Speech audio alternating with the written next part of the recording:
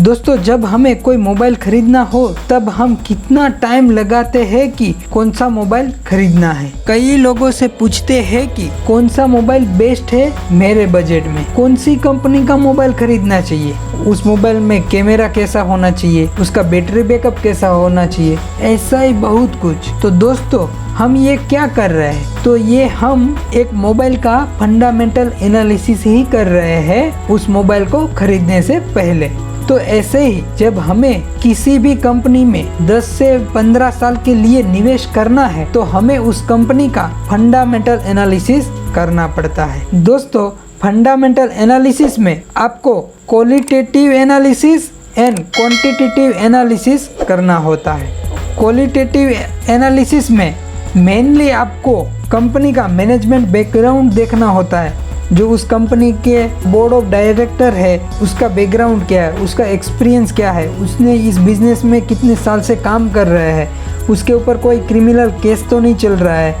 और उस बिज़नेस का एथिक कैसा है, वो मैनेजमेंट के ऊपर भरोसा करने लायक है कि नहीं, उस कंपनी का कॉरपोरेट गवर्नेंस कैसा है, उसका बोर्ड ऑफ डायरेक्टर का ग्रुप कैसा है, उसका ऑर्गेनाइजेशन का स्ट्रक्चर कैसा है, उसकी शेयर होल्डिंग पैटर्न कैसी है, उसमें कौन कौन लोगों ने इन्वेस्ट किया है, उसके मेन शेयर होल्डर कौन है। तो ऐसी बहुत सारी चीज़ क्वालिटेटिव एनालिसिस में करनी होती है।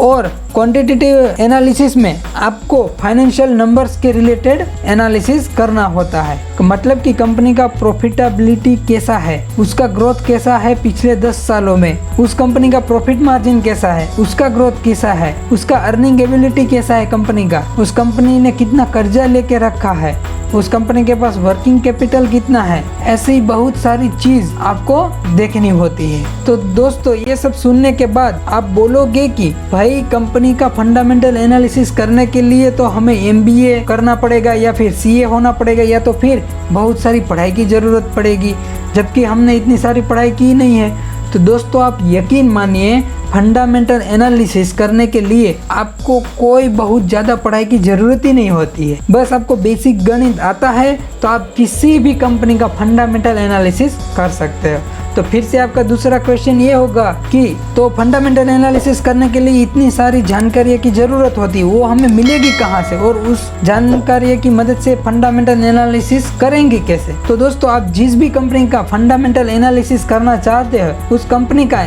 जो एनुअल रिपोर्ट होता है उसी में सारी डिटेल्स मिल जाती है, और ये जो एनुअल रिपोर्ट होता है वो सबके लिए फ्री होता है, उसे आप उस कंपनी की वेबसाइट से डाउनलोड कर सकते हो। आगे इस वीडियो सीरीज़ में स्टेप बाय स्टेप जब हम फंडामेंटल एनालिसिस करेंगे तब आपको लाइव एग्जांपल दिखाऊंगा कि कैसे आप कोई भी कंपनी का एनुअल रिपोर्ट डाउनलोड कर सकते हो और उसको कैसे हम पढ़ सकते हैं, उसकी मदद से कैसे हम पूरी डिटेल्स को निकाल सकते हैं। दोस्तों यहाँ पे आप देख पा रहे होंगे कि अगर किसी ने 5 साल पहले येस बैंक में निवेश किया होता तो आज उसके निवेश पे 95% का नेगेटिव रिटर्न यानी कि 95% का नुकसान हो चुका होता।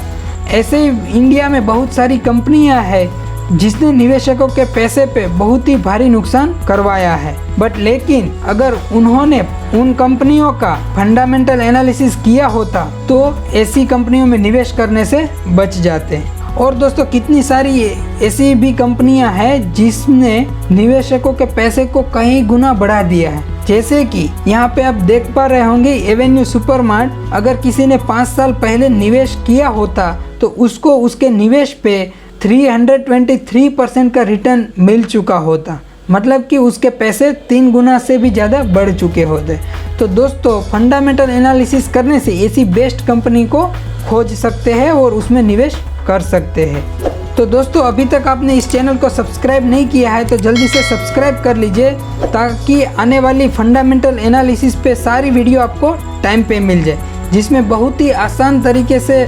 मैं बताऊंगा कि आप कैसे किसी भी कंपनी का फंडामेंटल एनालिसिस कर सकते हैं, वो भी बहुत ईजी वे से। तो चलिए दोस्तों मिलते हैं अगली वीडियो में, तब तक के लिए जय हिंद।